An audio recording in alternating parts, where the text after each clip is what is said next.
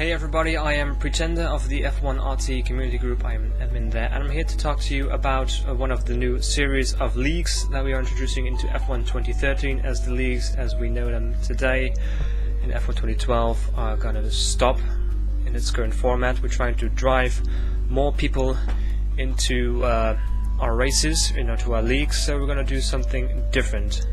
I'm gonna be the grand overseer of the what I've just decided to call for now the GP series leagues, which will be multiple leagues with identical rule systems, or identical rules and regulations regarding assists and everything, and who's going to be in what league.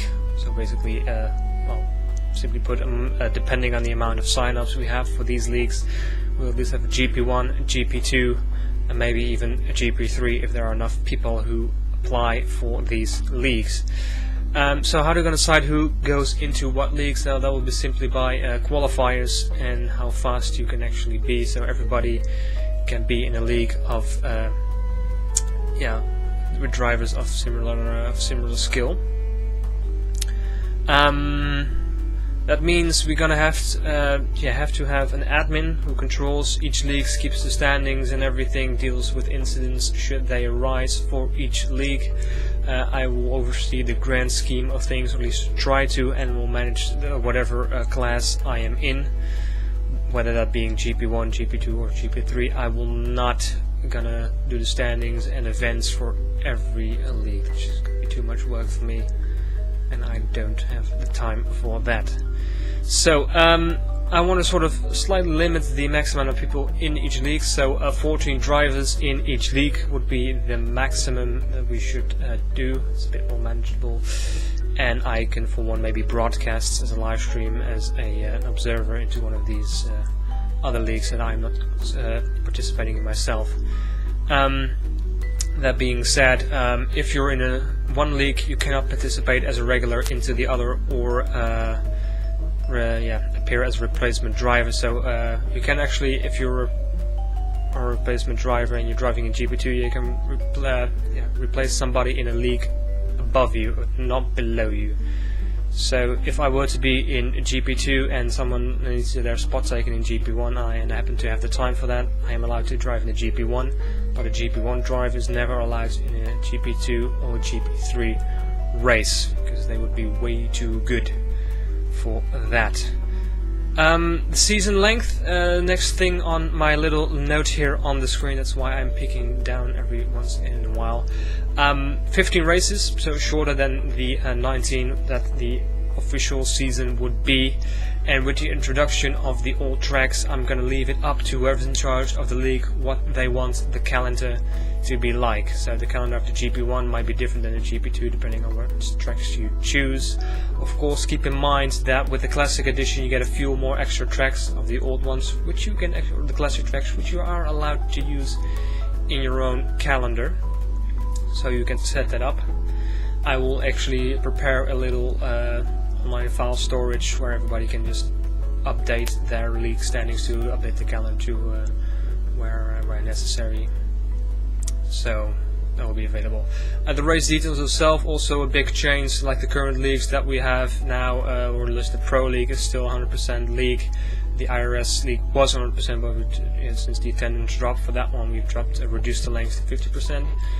Races, and we're gonna do that actually now for everything. Everything, at least in the GP series, is gonna be 50%. Hopefully, a lot of people usually find 100% too long, and we'd like to pull as many people in. We are a pretty large group. I think we're probably over 500 members easily, but the core group of drivers is still relatively small. I want to pull more people in, so make the races a bit shorter. So 100% is usually too long.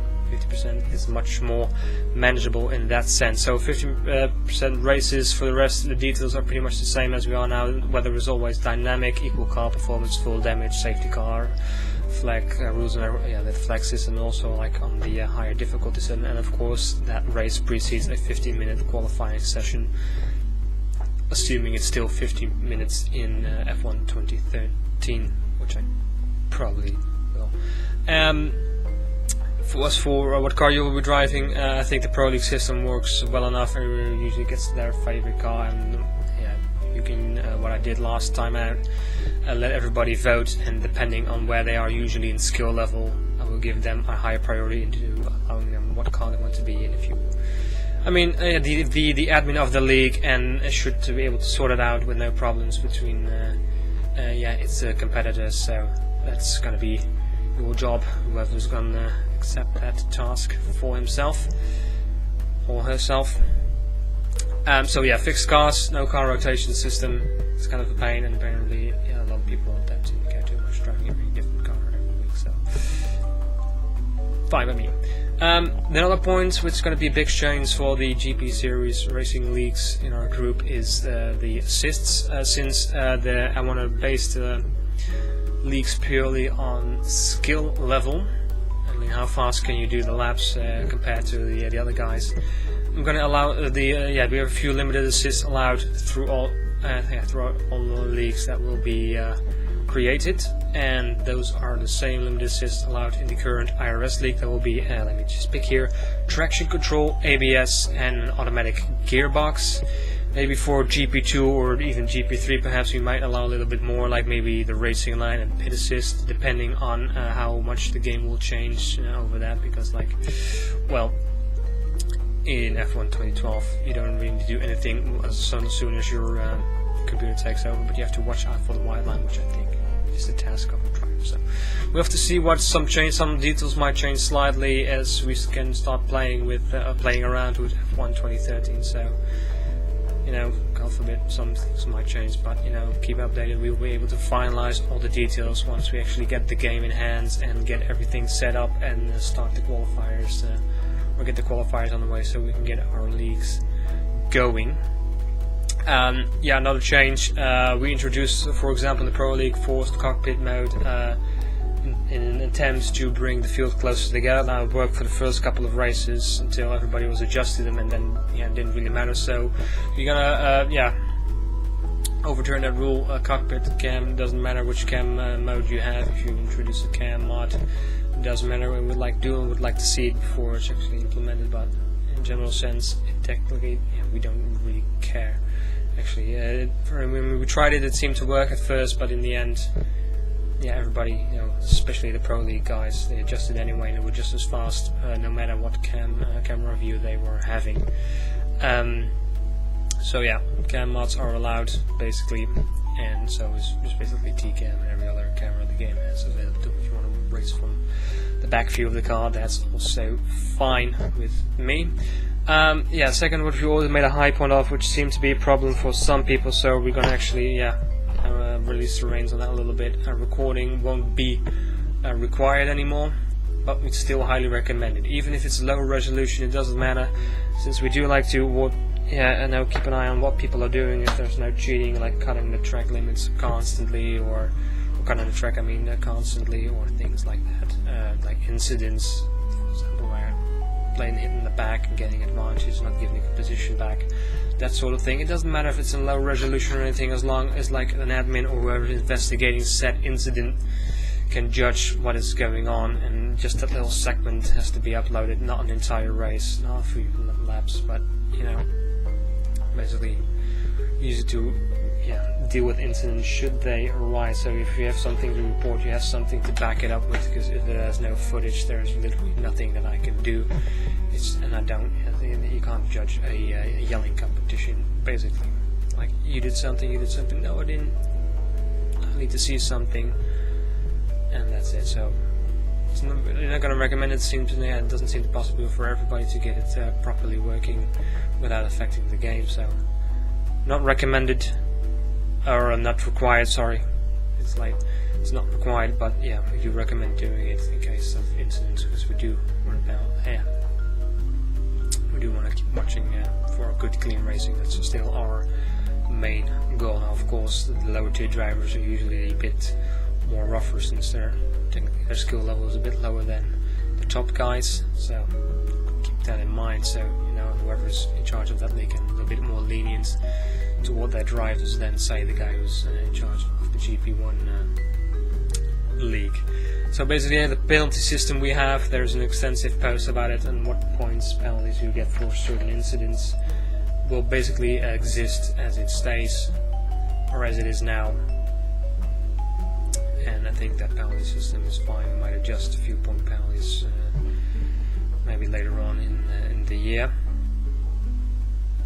And yeah, basically also, a general rule I always said, you know, stick to the track limits when you're driving. If you're a lower car or a slower car over during qualifying, get out the way. People who are on either a hot lap or get a blue flag, just get out the way on a straight. Don't pretend the other car isn't there. You get the blue flags. Find a safe spot so the guy who is behind it and wants to pass, take it easy, give him a few corners to find a safe place for himself to get out of the way. You know, like some tracks it's easier to go offline than others, so keep that in mind on either side. So keep your eye, if you're a slower car, keep your eye on the back. When you get a blue flag, get out of the way as soon as you can safely, and the guys who are behind also, be careful, don't get too close. They should be getting the blue flags, and you know, with the hitboxes being what they are, you know, with lag and everything, keep that in mind. Always try to keep a bit more distance than you would usually do, just to avoid any sudden hitboxes. I mean, we had a few incidents in Monaco where myself, I just accidentally hit coming up on the back marker, because this car was basically twitching over my screen suddenly, and I couldn't really do anything fast enough to slow myself down safely to avoid contact, ruining his race even further, and a few other guys hit that particular person as well. So both sides, keep that in mind. And that's basically my short message. As I get more information about the next game, or I finally play the next game, I can finalize everything and make an extensive post on exactly what will happen, but this should give an overview of what we're trying to do. And I will open up a sign-up post for the GP Series Leagues soon as well, soon after this video goes up. So that basically means you're not going to sign up for either GP1, GP2, GP3, and you're going to sign up for the GP Series, and when the game comes out, and we've all played it a little bit, we're going to start qualifiers to decide where you actually skill into things. So just one big giant pool of drivers is going to be what's going to happen here. I'm just going to keep track of that as best as I can with the Steam page and some files on my computer as well. So that's basically all I wanted to say for now. Yes, I hope you watched this video, hope you enjoyed this video, hopefully it was clear enough. If not, I will try to get a post out as soon as I can to clarify certain things if need be. So yeah, for now I'm going to wish you guys a good night, and I will be off to bed soon. So bye bye.